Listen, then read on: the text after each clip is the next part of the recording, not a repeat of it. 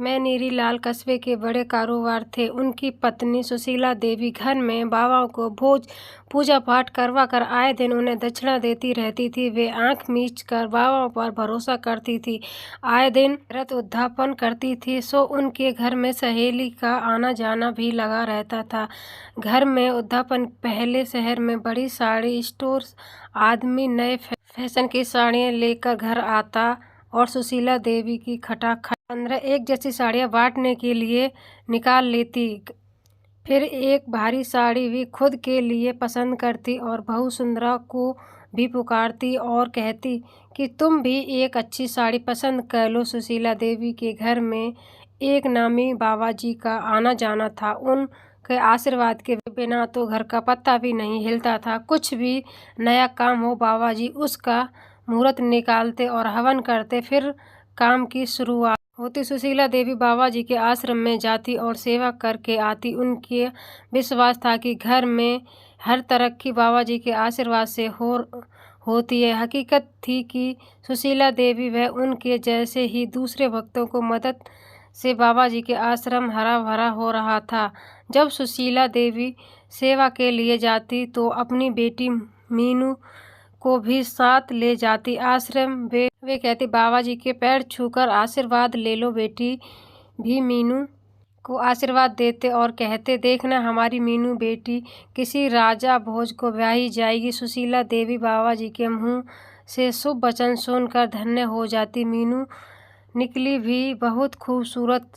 4-5 साल बाद वह कॉलेज जाने लगी थी। जब इम्तिहान का समय था, बाबा जी के घर आते मीनू को आशीर्वाद देते। मीनू भी उनकी शख्सियत से बहुत प्रभावित थी। कभी कभार अगर सुशीला देवी सेवा के लिए ना जा पाती तो मीनू को भेज देती। सुशीला देवी की बहू सुंदरा पेट से हुई। सुशीला देवी तो बाबा जी के चरण पकड़कर बैठ गई और कहने लगी, कुछ ऐसा कीजिए बाबा जी, पहली बार में ही पोते का मुंह देखूं। पोते होते ही आपके पूरे आश्रम में एसी लगवाऊंगी। बाबा जी ने बहू को पुकारा, बेटी सुंदरा जरा इधर आओ। तो सुंदरा वहां आई। बाबा जी ने कुछ मंत्र बुदबुदाया और बहू को आशीर्वाद दिया। पोते की आस के लिए सुशीला देवी जी जान से अपनी इकलौती बहू की सेवा में जुट रही। सुबह उठते ही मक्खन मिश्री मिलाकर बहू को दे देती और आंखें मटका कर कहती, रोज खाया करो, मक्खन सा गोरा बेटा पैदा होगा।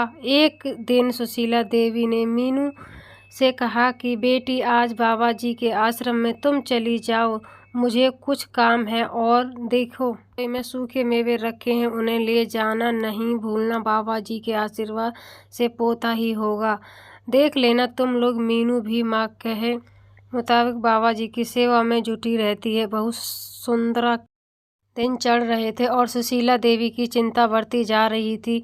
उधर मीनू और बाबा जी की सेवा का काम बढ़ता जा रहा था। वह आश्रम में जाकर बाबा जी के बिस्तर लगाती, उनकी खड़ाऊ जगह पर रखती, उनकी किताबों जमाती। यह सब करके वह अपने आप को धन्य समझती। मीनू सारी सारी रात बाबा जी के आश्रम में बिताती। सुशीला देवी कुछ पूछती तो वह कहती, माँ आज आश्रम में अखंड मंत्र जाप था, तो उठकर बीच में नहीं आ सकती थी। अंधेरे बाबा जी को हवन करना था, इसलिए उसकी तैयारी कर रही थी और देर हुई तो वहीं सो गई। सुशीला देवी भी चेहरे पर शांत भाव लाते हुए कहती, हाँ बेटी, अच्छा ही है। हमारे घर में जो अच्छे आमदनी हो रही है ना, सब बाबा जी की कृपा से ही है।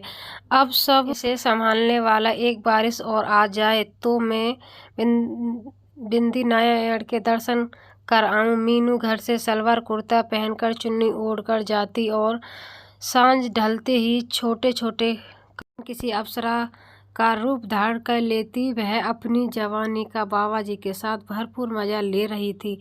अंधा क्या चाहे दो आंखें। सो बाबा जी दिन में घर से लाए मेवों को भोग लगाते और रात को मीनू का कभी कभार। सुशीला देवी कहती, बेटी मीनू, तुम बहुत आश्रम में बहुत रहने लगी हो, अपनी पढ़ाई पर भी जरा ध्यान दो। मीनू कहती, माँ आप चिंता ना कीजिए, मैं खुद ध्यान दे रही हूँ अपनी पढ़ाई।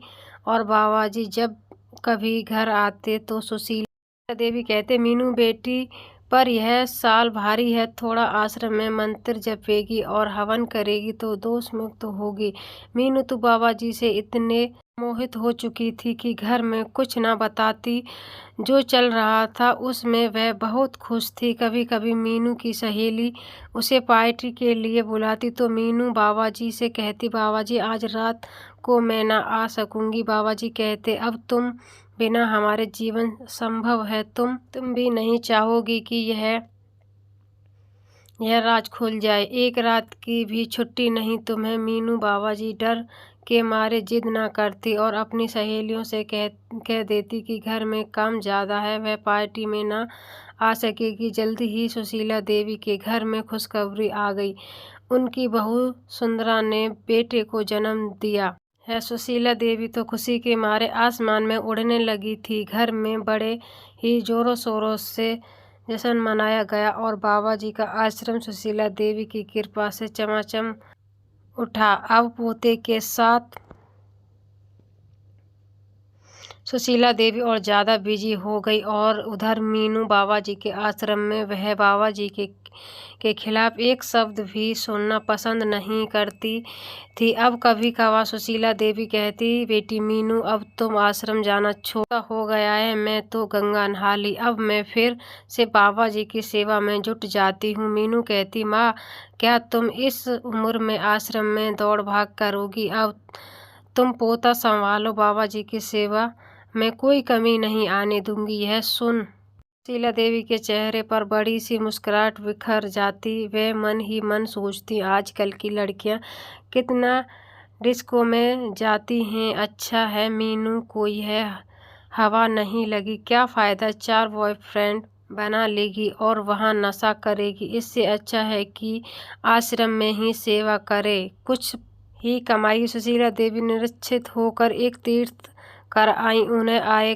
अभी 3-4 दिन ही बीते थे कि अस्पताल से फ़ोन आया, आपकी बेटी अस्पताल में भर्ती है, आप जल्दी यहाँ आइए। सुशीला देवी ने जैसे ही फ़ोन सुना उनके तो हाथ पैर फूल गए। एक बार को तो उन्हें कुछ समझ ही नहीं आया कि वे क्या करें, लेकिन अपने आप को सहज किया। फिर झट से ड्राइवर को गाड़ी निकालने को कहा। वहाँ जाकर जब उन्हें सारी बात मालूम हुई तो उन्हें कानों सुने पर विश्वास ही नहीं हुआ। मालूम हुआ कि मीनू अस्पताल में बच्चा गिरवाने आई थी और उस दौरान उसके अंदर की कोई नस फट गई, जिससे चलते ही उसके शरीर से बहुत खून बह गया और उसकी जान का खतरा हो गया। सुशीला देवी तो समझ ही नहीं पाई कि यह अब कब और कैसे हो गया। मीनू अभी बेहोशी की हालत में ही थी। जब मीनू को होश आया तो सुशीला देवी ने उससे सिर पर हाथ फेरते हुए पूछा, यह कैसे हो गया बेटी? मीनू सिर्फ इतना ही कह पाई, बाबा जी। यह सुनकर सुशीला देवी के तो जैसे तन बदन में आग लग गई। वे कहने लगी कि क्या बाबा जी ने जबरदस्ती की तुझसे? मीनू बोली, नहीं माँ, सब मेरी मर्जी से। मुझे नहीं मालूम कि क्या हो गया, लेकिन बाबा जी का साथ मुझे अच्छा लगता था। उसकी बात सुनकर सुशीला देवी को गुस्सा बेकाबू हो गया। फिर भी अपनी व मीनू की इज्जत की खातिर अपने आप को शांत कर वह बोली, बेटी क्या सोचा और क्या पाया? खैर अस्पताल में तो उन्होंने मुंह बंद करने में ही समझदारी नजर आ रही। मीनू को अस्पताल से डिस्चार्ज करवाकर वे घर लाई। सेठ मुनहरी लाल ने जब सच्चाई सुनी तो उनके पैरों तले जमीन खिसक गई। पर अब कर भी क्या सकता था?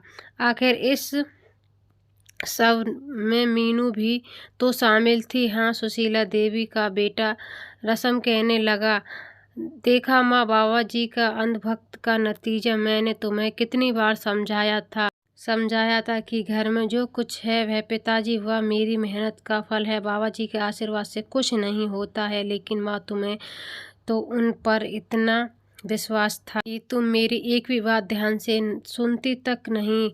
भाई भाभी सुशीला देवी व मुनेरी लाल ने मिलकर मीनू को बड़े प्यार से समझाया ताकि वह बाबा जी के सम्मोहन से बाहर निकल सके। फिर सुशीला देवी का बेटा रसम व संध्रा मीनू को एक काउंसलर के पास ले गए ताकि वह उसे समझा बुझा सके, उसके बीते कल से छुटकारा दिला सके। कुछ महीने के लिए सुशीला देवी उसे अपनी बहन के घर ले आई। कुछ समय में मीनू फिर से सामान्य हो गई थी। अब सुशीला देवी समझ गई थी कि बाबा जी ने उसको अंधभक्त का इस्तेमाल किया है और उसे ये विश्वास का फायदा उठाकर उसकी बेटी का सम्मोहित कर लिया था। लेकिन अब सुशीला देवी ने बाबा जी के लिए अपने घर में दरवाजे हमेशा के लिए बंद कर दिए थे। बाबा जी ने भी सोचा कि शांत रहने में ही भलाई है, वरना कहीं मुनहरी लाल उनकी पोल पट्टी खुल जाएगी।